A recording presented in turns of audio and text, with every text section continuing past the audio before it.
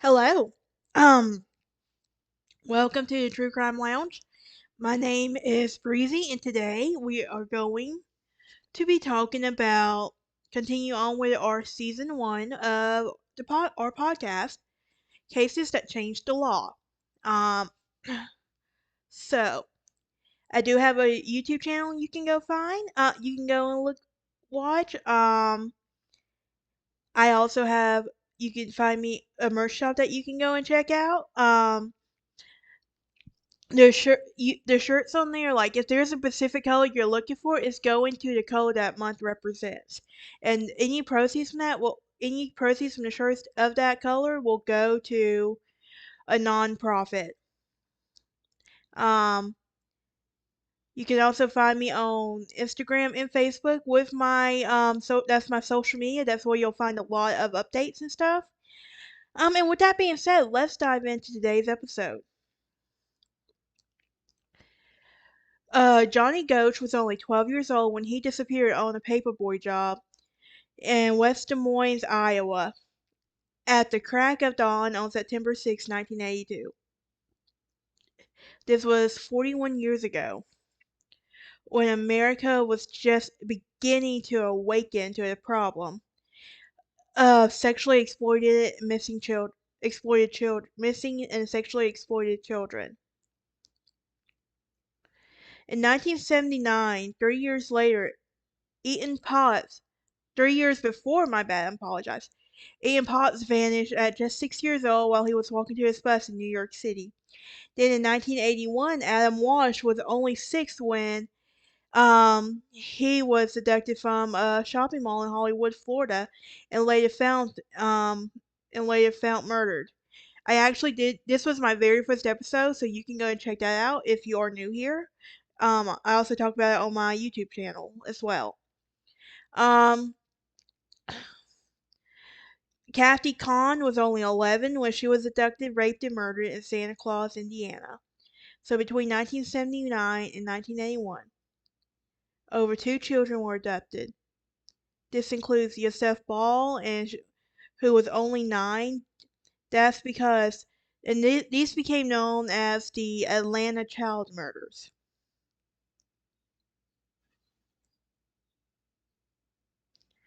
So a call to action symposium was held in Louisville, Kentucky, and if I butchered that, I am so sorry.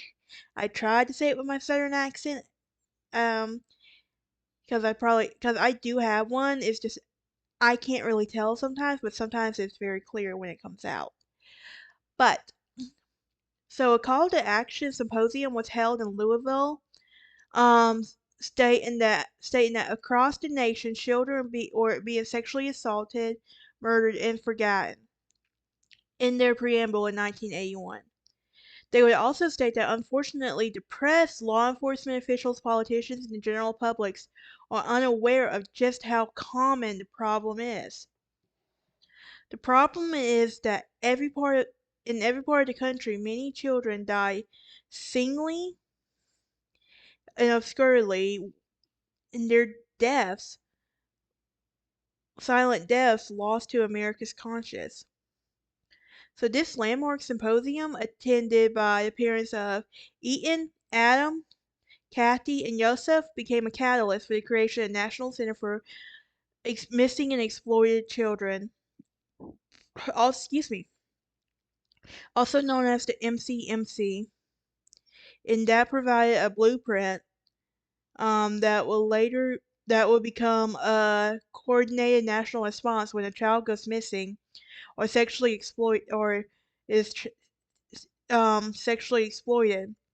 So less than a year later, on October 12, 1982, then President Reagan signed the Children Act to address the tragedy of America's missing children and reassured that every effort will be made to find their children. So when Johnny was disappeared uh, from his quiet suburb on September 5th, 1982, um, y'all, I'm running on fumes. I literally had no had a hard time falling asleep last night, so I might butcher some things up without even meaning to. Anyway, as he was starting his walk home from his paper route, and his parents, Noreen and John Gosch, had few resources to help them find their son. There was no national missing children hotlines, no Amber Alerts, no geo-targeted missing posters, no rapid deployment teams, no DNA database. Um, it's strange though, like when you really think about it, like how much science has helped out with um helping with DNA in cases, helping solve crimes. It has come a long way. So, and even at in 1982, like like they were very limited with their resources. So when the MEC was founded 2 years later by Adam's parents, John and Reve Wash and other child advocates opened the doors. Johnny would have been 53 today. Keep that in mind. 53 years old. This is a 41-year-old mystery. And where is Johnny? Well, he spawned off a this kind of spawned off a raft of many conspiracy theories, documentaries, movies, books, podcasts, and enough headlines to fill newspapers he once delivered on Sundays. And after his school, a rite of passage for many kids at the time. Parents everywhere began realizing their children should not be left alone, especially in the dark, and pulled them closer. Um, his dad said in an interview with KCCI News 8 in Des Moines to mark the passage of the 40 years, said that I still think that Johnny is a 12-year-old boy, not a 50-year-old adult. His dad said so, and what I think is worse is I cannot believe someone has not come forward with information. Like the first 48 hours when a child goes missing is crucial. And just think, like, it used to be you had to wait so many hours before you could report a child missing. It's like now immediately you literally, as soon as a child goes missing, an Amber Alert goes out. Um, but Johnny was wearing a white sweatshirt when he vanished that morning, and that detail is locked in the mind, he said. Whenever he was driving and sees something white in a dish, instantly looks over to see what it is. He had no idea what happened to his son. So the KCCI reporter Todd Maggle, who had covered this case from the very beginning, asked Noreen what she believed happened to her son. She said that based on the information she has been able to verify that he was abducted during his paper route. We put all into was all put into what they now call human trafficking. His mom became a lifelong child safety advocate, warning the public about child predators and pushing for child laws, basically locally and nationally.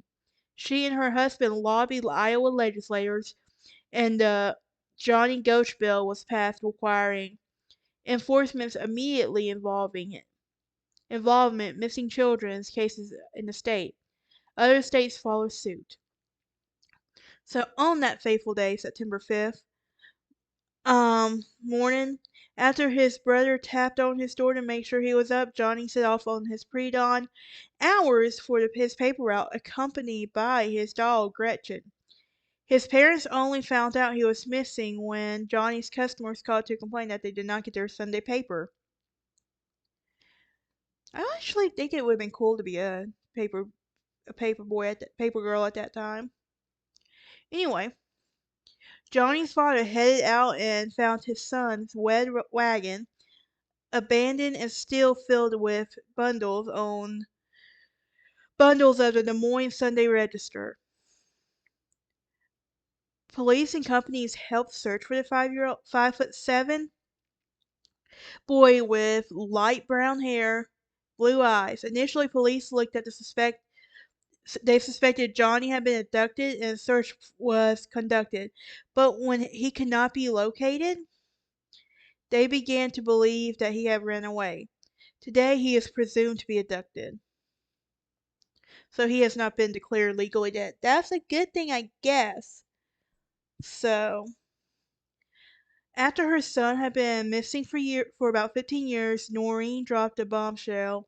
She said she knew what happened to Johnny, that he had escaped his captors, visited her apartment with an unidentified man.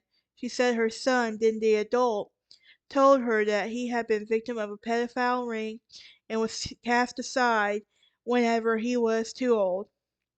Fearing his safety, he assumed a new identity and could not return home, she said. Johnny's father, who had been divorced from Noreen for years, has stated publicly that he's not sure if such a visit occurred. Law enforcement have never confirmed it, and there have been speculations that the visit could have happened, but if it did, it was likely someone pretending to be Johnny, which is sad. Seriously, this family's going through enough. Like, we don't need people coming out of the woods pretending to be someone. It could have been him. I don't know, but if it was a pretender, seriously, that's just disrespectful. But sometimes, but this sadly occurs with it being like long-term missing cases. So, despite good intentions, pediatrician Dr. Benjamin Spock thought displaying missing children on milk cartons would frighten children to stay at the kitchen table. Other ways to share missing children photos, including on grocery bags, and were used instead. Johnny was among the first of the so-called milk carton kids, whose faces was placed on milk cartons in the hope that someone sitting at their kitchen table would have cereal seen of their missing children. He was pictured on the milk carton, and then the next and then next to another paper boy. So this paper boy was 13-year-old Eugene Martin, who vanished 2 years after Johnny did, nearly identical circumstances. So it could be the same person. Eugene went missing at the start of his paper route that early morning, August 12, 1984, in nearby Des Moines, which adjourns Johnny's suburb. His newspaper bag was filled with bundles of the Des Moines Sunday Register and also left behind. Both boys worked the same newspaper and vanished without a trace. This time, federal and local law enforcement turned out in force. Despite striking similarities, law enforcement had not connected the two cases, nor has the third case been an area been linked. So 2 years after Eugene disappeared on March 29, 1986, um, Mark Allen, 13, who was 13, vanished on his paper route on his way to a friend's house in Des Moines, except for the fact that Mark was not a paperboy. All three cases occurred in a general area in the 1980s and remain unsolved. Like, come on, guys, if you know something, please speak up. Please say something to help out. Um, but also be respectful of families. Don't call pretending you have clues and stuff, because there are clues when you don't. But but according to John Walsh, it was really sad that there has never been a resolution to Johnny Gosch's case. No body, no clues, no suspect. And if you know who John Walsh is, then you know he helped create Code Adam, and he was also he is also the host of America's Most Wanted, in Pursuit with John Walsh. So he also goes on to say, we were involved in the case from the beginning and profiled and profiled him. I don't know how many times on America's Most Wanted. I always believed that there were serial pedophile kidnappers in the area. 4 decades later, the search for Johnny and two other boys is not over. NCMC believes that these technologies and genetic testing might might provide his family with some answers. If DNA relatives could be attained, if Johnny is still alive, there could be children, even grandchildren. I mean, it helped with the Golden State Killer. Um, it helped find the Golden State Killer, so maybe this could help find him. So Sergeant Jason Hines with the West Des Moines Police Department says some detectives have spent their entire careers investigating Johnny's abduction and are now helping younger generations pick up where they left off. Tips are still coming in every year, and they are still fully investigated. 4 decades later, there are 4 boxes of evidence in the case that are happening at headquarters.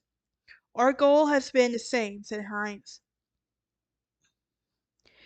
We want nothing more than to solve this case and bring closure to the family and all those who knew and loved Johnny.